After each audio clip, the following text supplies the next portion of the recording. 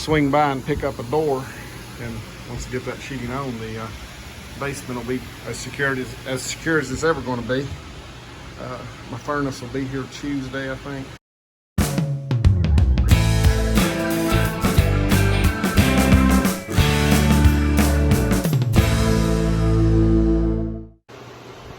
Welcome back to Not Necessarily HVAC. I think this is episode lucky 13. Maybe I should skip that and go to 14. I don't need any more bad luck. Anyway, got all these installs done. It's the weekend. Going to try to get a little something done here. It's already hot. Got my little Lowe's fan running back there. That thing's great for attics. If you don't have one, get you one. I'll take a better shot of it. This is like a small version of those little fans they use to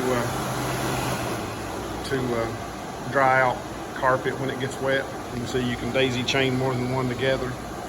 I don't guess it pulls too many amps. 12 amps max with this unit off, 9.5 with it on, so I guess they pull about, what, 2.5 amps? So, but they're lightweight. Not near as dangerous as one you make out of a furnace blower. Don't have any shields to keep you from sticking your fingers in them. I have insulation sucked up against that one most of the time, so you just grab it and clean it off. So they're just under $100 and they're well worth it. I was thinking I might get another one because it would have been good to have two in these attics I was in.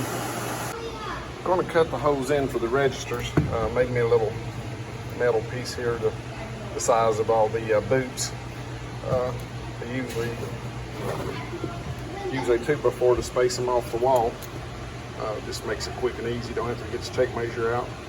So I'm going to cut these in each bay where I'm going to need one, so I'll make sure and don't put anything in the way down in the basement. These holes go quick when you're sure there's nothing in your way. That's pretty cool. None of that running up and down to the crawl space or basement to look. Remember back when we were doing the floor framing, I had a joist about where I've got that 2x4 setting, and then the next joist back was right here at the tape measure. And I came in and changed it because I didn't want this vent to be way out here in the floor. I wanted it to be like the rest of them. So today it pays off because we've got a piece of blocking here and a piece of blocking here. So if I cut this hole same place all the others are, as far as off the wall and in the center of this window, it's going to work out great.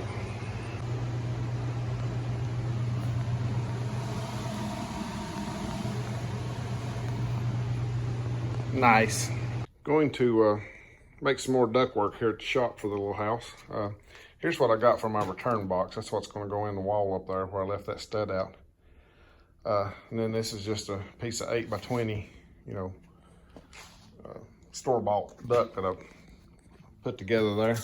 Got this aluminum return grill. It's not a filter grill, it's just a grill. It's got very large openings, so it'll make it very quiet, hopefully. And what's going to happen again, this is going to, floor level will be about here somewhere, leave room in case I want to use wider baseboard or whatever. Stick this up maybe 8 inches above the floor. Then this will drop down through the floor down into the basement. So then I need to transition to an air cleaner, a media air filter that I'll put down in the basement. So I'll show you what I'm thinking about doing there. I'm going to use this Honeywell 20x20 media cleaner, and I'm going to mount it flatways like this. So the duct will be the same width as that 8x20, but I'll need to blow it out to 20 inches deep. And then once you get into this air cleaner 20 inches by 20 inches, I need to come out of the bottom of it and go 20x20 and turn and go into the bottom of my furnace. So I'll show you what I made for that. This is the fitting I came up with to transition between that air cleaner and the furnace. You can see that's 20x20, so the air cleaner will basically be sitting right on top of this flatways. And then this will come over. I'll cut the side out of my furnace big enough for that. You can see where I've got the notches, how big you can make it. I won't make it the full width. I'll just make it the full height and be something like that. That'll give me a little room if I want to keep my trap and my power over here too. Makes it a little easier to to work with it when you don't go all the way out to the front of it with the duct work. And this little furnace won't need all that. That's a, I think that's a 14 by 20 opening, so that's plenty of air for this. What I'm going to use is this Armstrong air furnace. I've put those in. I used to be an Aries dealer, and I've put a lot of these little 90% Aries furnaces in, and they've been fine. I've got a night service kit I bought, and I've never used a part out of it, so they seem to be pretty durable and pretty good little furnaces.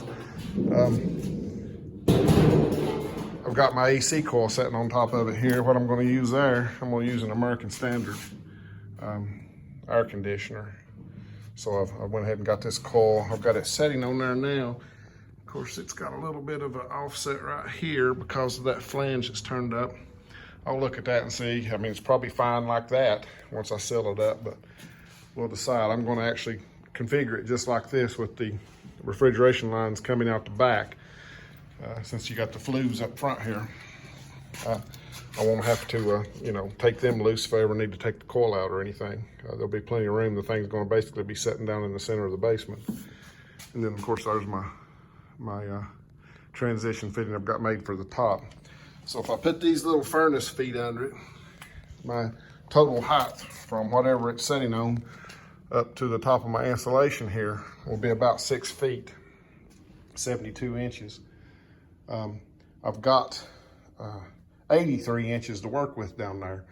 So I'm going to need to raise this furnace up by 11 inches. So that's why I was trying to get these dimensions. What I think I'm going to do is basically form me up and pour me a pedestal down there that's 11 inches tall. So I can set this furnace up on it and it'll keep it up off that wet floor. And of course these feet will keep it up off the wet pedestal. The other thing I'll need to know is how much offset I have right here, because that return's going to drop down through the floor at 20 inches here. So my question is going to be,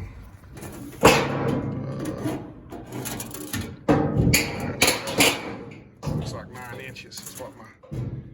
It's not my offset, so that way I can go over with just using that hole through the floor and locate where I want this pedestal to be. And I'll probably make the pedestal a couple inches bigger all the way around to give me some room to play with too, but I don't want it to be too off center of that. Okay, got the little pedestal formed up down here. I just used some old scrap of Antec and some 2x4s to hold it together, and then pin it down to the floor to keep it from moving. I'll have to carry it down here in 5-gallon buckets and pour it in, so I don't want it to you know, float or push out of the way. But what I've done, put some filler material in there, which will be these 3 cinder blocks. That'll still give me 3 or so inches around the perimeter and on top. So what I'm going to do is I've got some masonry sand out there. I'm going to bring a couple of buckets of it down and fill those holes in those blocks first, because there's no point in mixing all that concrete. Plus you might want to take it out one day. Well, that's the closest thing I have to a finished trowel is a drywall knife. I went to the shop to get a steel trowel and I can't find one anywhere, so I grabbed that thing. It'll be mostly covered up by the furnace anyway. It's still pretty wet. It's not going to dry fast down here in this basement, but I'll hang out a little while and maybe try to hit it again before I leave. And hopefully tomorrow I can strip the forms off, maybe tomorrow afternoon, get through with my service work. I stuck this return drop down through the floor there so I could you know, make sure and locate this correctly. But once this thing dries, I can bring the furnace over here and get it set up and start trying to put everything together, and then I can measure for that transition between the return drop there and that media filter. Okay, got the form stripped off of her. She's still curing a little bit, but went ahead and brought the stuff over tonight. It's getting pretty late. What time is it? Well, it's almost 7. So might set that thing up on here just to get an idea of what it's going to look like, but I'm not going to do much tonight. It was a long, hot day. I couldn't leave without setting it up there, but now I'm going to go. I'll come back the next time I come. I'll go ahead and mount this transition onto the side of the 90 on the side of the furnace there, and figure out what I'm going to do with this blowout. It's going to come up pretty high, so I may end up taking some. This is just a 4-foot, 48-inch piece of trunk. So I may end up actually cutting some of that off to get a more gentle transition. I'll look at it and see what we got, but that'll give us something to work with. We got enough room up here for our R8 insulation. That's about it. And I won't hit my head walking under it. Might rub on the insulation, but shouldn't knock my brains out anyway. Again, it's just that's the only thing this place is down here for is gonna be that furnace and that water heater. Which saves you a lot of square footage upstairs. So I think it's gonna be all right. My vents, this is the exhaust and then the intake. They're gonna actually jump over. Here's the furnace. They're gonna jump over and go right up through here, right beside this joist. I'll have to drill through there and go up to that concentric vent I've got already through the roof up there. So this is what we're gonna have. Okay, just stopped by here, gonna see if I can do a little something right quick. I flipped the furnace up on its top so I can take the bottom pan on it good, keep it from leaking any air. Now I'm gonna flop it over on its other side and cut this hole out for our return. And there's our little hole cut in the side. Notice even the little bitty furnaces with these big ECM modules on the end of the motors come with these brackets now. You have to take that screw and washer out. It's a shipping bracket, I guess, to keep it from bending everything because it weighs so much. Also nice to see as much hate as Aries and Armstrong get. You got a US motor in here rather than maybe a Chinesium Broad Ocean, maybe. Well, there she is sitting there. I've got that big sweep mounted on it, taped up. I don't have but about 8 or 9 inches there between the bottom of this duct and the top of this filter to make my transition. So I'm probably gonna make my transition a little taller than that and either cut this off or raise it up upstairs. Get it up a little higher off the floor. But at any rate, I can get my dimensions now. I'm gonna make that and make it, whenever I make it, I can move that or cut it, whatever I need to do. I went ahead and mounted the coil on here. I just pre-drilled some holes in the flange and run these little Tex screws in it. Got a foam rubber gasket between it. The thing you want to be aware of if you turn a coil around backwards on a furnace like this, of course that secondary heat exchanger down here wants to drain, so it needs to be pitched forward on these furnaces so it can get out into the collector box. And then when you have your coil on top here, it wants to drain this way because that's where the drain is on the front. So just make sure you got enough pitch. This pan had over a 1/2 inch of pitch in it. I measured it, but what I did, I doubled up on my foam back here. So basically I got the furnace tilting that way and the coil level or tilting back this way. So that way we can get all the drains out. Of course, the air conditioner will drain right here. The furnace can drain out of either side. When you have an actual collector box, you don't have to change anything. You just basically pick a side. The traps mount remotely on these Lennox Aries Armstrong air furnaces. I had a bag of parts somewhere. Yeah, it's this little black guy right here. So it can actually, you know, be mounted on the furnace here, and you can pipe over to it 5 foot from that collector box. So I might end up just putting the trap back here where it's easy to get to and clean. You got your other drain right here. You can get them both into a condensate pump, maybe hanging right here on the bottom of the furnace, and pump it on out of here. So I'm gonna measure up for this transition. It's still early yet, but it's hot. I'm sweaty. It's been a long week so far, so I may go make this or I may just wait, but at least I'll have my dimensions, and the first time I'm at the shop, I can get it hammered out and brought back. And once we get that in, the furnace won't move. I've got it setting pretty close, but it can be moved a little bit on this pad. It's just sitting there on its feet. So I may have to adjust it 1/4 inch one way or another to make all the duct fit together.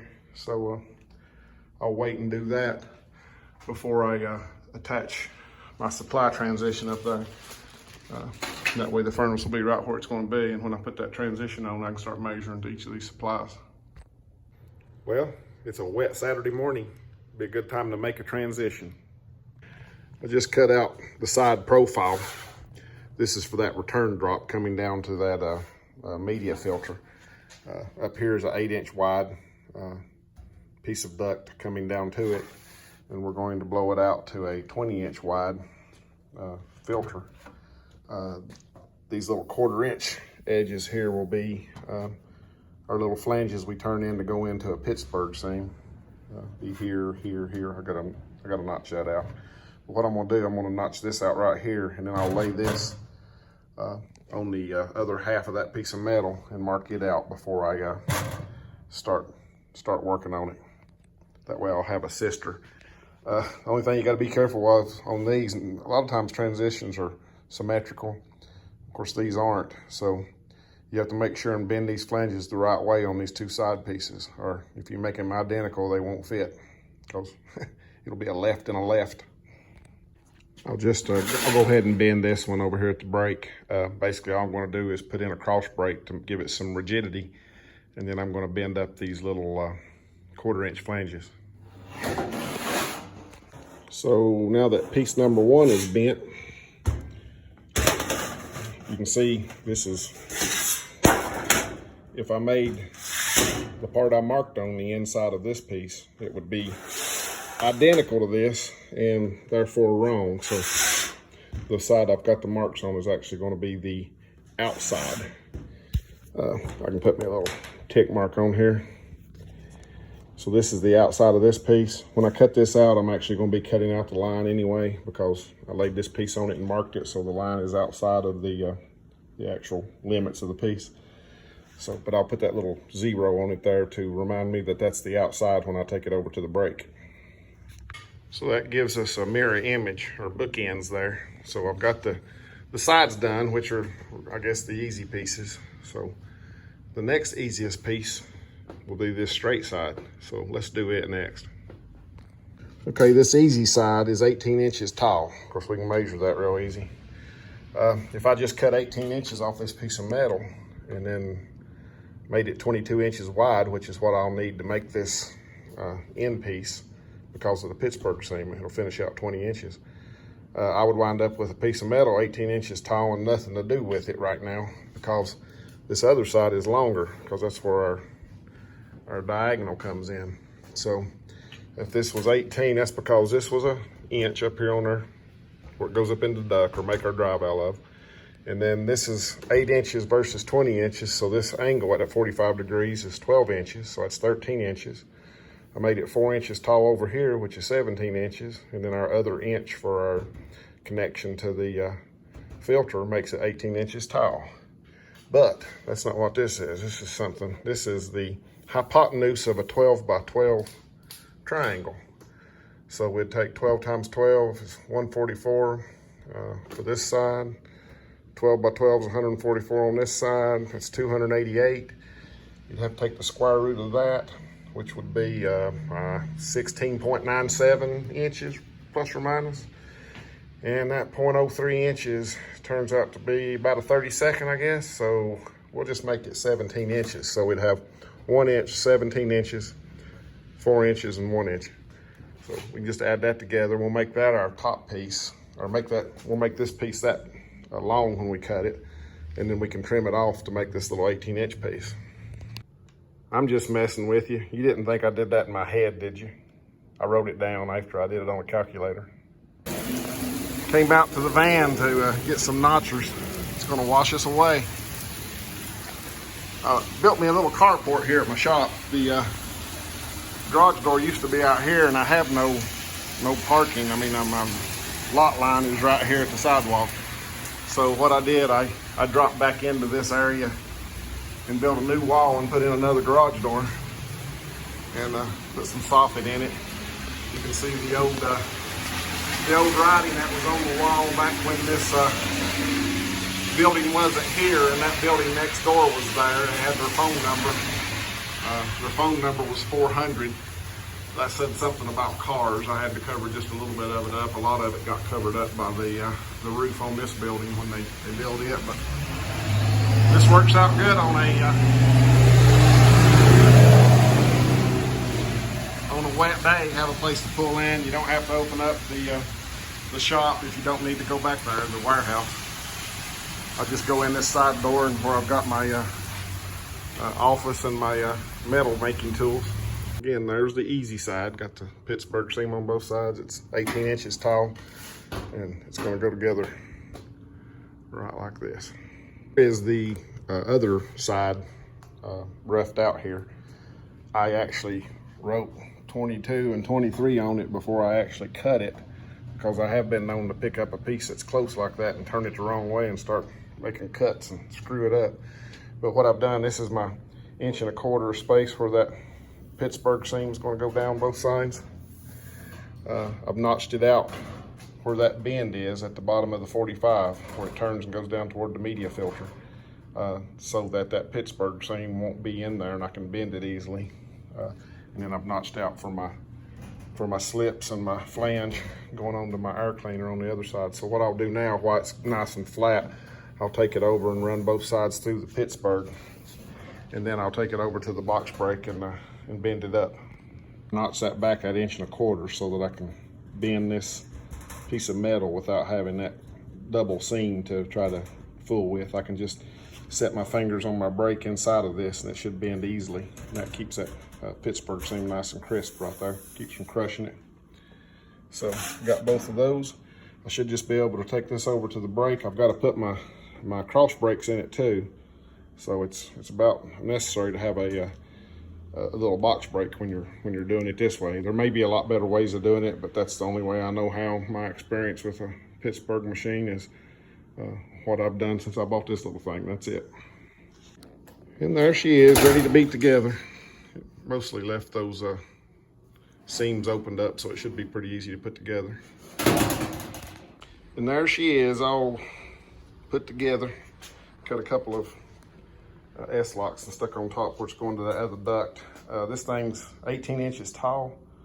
I think I had about 8 inches over there, so I've either got to raise that whole return up in the floor 8 inches, above the floor, I mean, higher up on the wall, or I got to cut that 4-foot piece of duct off that's coming down.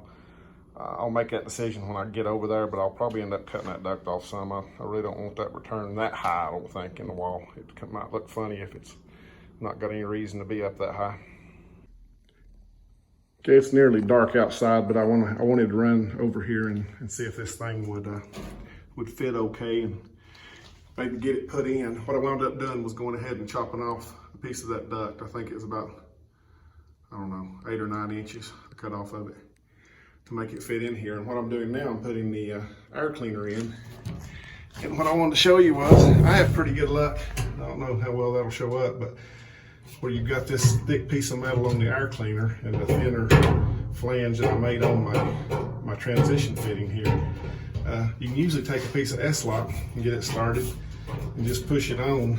I'll probably have to push that one pretty hard on that corner where I cut it, but it basically sandwiches those together. And then you can stick a couple of, I use drill point because that metal is so thick, but you can put a couple of drill point screws in it and it seals it up good and tight. Of course, I'll still tape it or mastic it or something before I insulate, but it just really makes it rigid.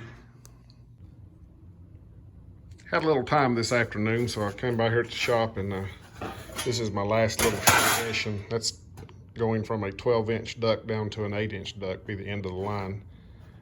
That's the top and bottom of it. And there's the two sides. I still gotta put it together, but what I've got here, besides a mess, is I've just kind of been roughing it out to get ready to insulate it and put the takeoffs on it and everything. Most of my I'd usually make my transition like this about 8 inches long. I'm coming in 2 inches on either side, so that looks gentle enough. On this other piece, I was trying to actually work it out between the furnace and the end wall of the house. So I used the length of my transitions to actually extend this stock 48-inch duct to do that. That way I didn't have to cut up a bunch of standard duck. On this piece, I actually did shorten it to 12 inches, or shorten it 12 inches to 36 inches. And what that did was allow all of my takeoffs to wind up out in a piece instead of right on a seam somewhere. If I'd have left it a full length, once I left the furnace, I would have actually been hitting real close into the seams with some of these takeoffs, but I've missed them all now. So everything else is just that standard duck standing up over there. I'll bang it together. I think I've got 6 pieces on one side and those pieces on the other there. So what I'll probably do is just put it together in 16 foot, or I'm sorry, 8 foot lengths, 8 plus whatever transition might be on it. So that'll be easy to get down into that basement. So I'm gonna call it a night now. I gotta pick up some takeoffs. I don't have any, but I'll get those on the way in tomorrow, or on the way to a service job tomorrow, and bring them by. Hopefully I can get by here tomorrow afternoon and work on it a little bit more. Okay, got to come by this afternoon and finish putting the duct together and put the takeoffs on it, get everything sealed up so it can be drying. Hopefully tomorrow afternoon, maybe I can come by and insulate it. Got this one piece laying on the table here. It was gonna be hard to stand up. It actually touches the ceiling a little bit. I didn't want to get any on the ceiling tiles. So, I know these things are called airtight, but this is called airtight plus. All right, it's been a rainy day, but I'm back here at the shop. It's 3:19. I think I got everything called up, so I was gonna get started insulating on this duct.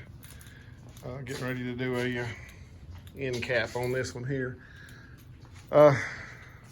Something I've always figured it would work, but I never tried it. I happen to have this little takeoff sitting here for, we're gonna go add one to a job that's got some ductboard.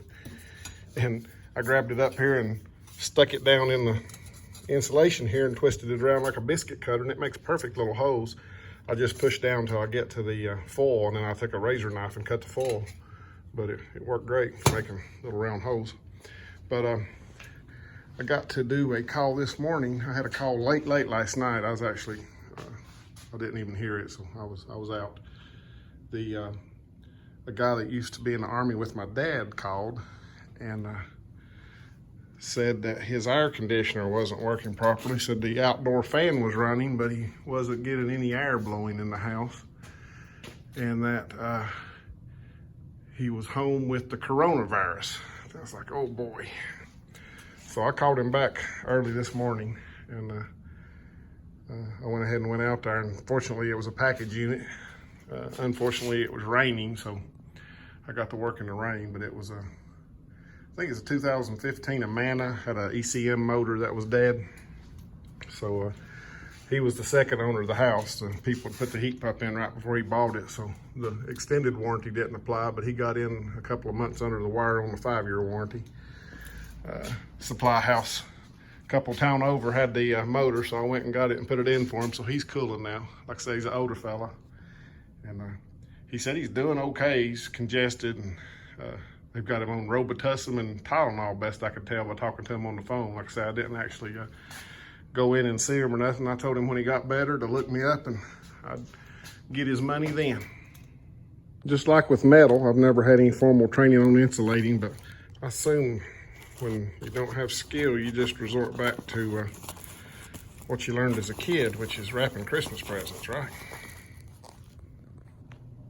So when you get her taped up, it's stapled underneath there, but does anybody else have the problem if you use the stretch outs like they put on the bag, you wind up with a whole lot of room around it? I usually try it every time and still end up cutting strips off even after you do your a large flap. So I don't know. I don't understand where they get their numbers from. Maybe I'm supposed to stretch it out, roll the whole roll out and let it fluff up for a few days before I put it on. But I mean, there'd be room to crawl in there with it if you use the numbers they've got. But what I'm gonna do, I'm gonna continue to work, but I'm gonna crank my music up. So I thought I would go ahead and end this video. I probably got enough to to maybe get a video together for this Friday night. So I'm gonna try to do that. I hate I'm not getting them out as often as I was, but truly I hadn't been able to work on it much either because of all the day job stuff. So at least we got an episode that's mostly HVAC. So y'all take care out there, and we'll see you on the next one.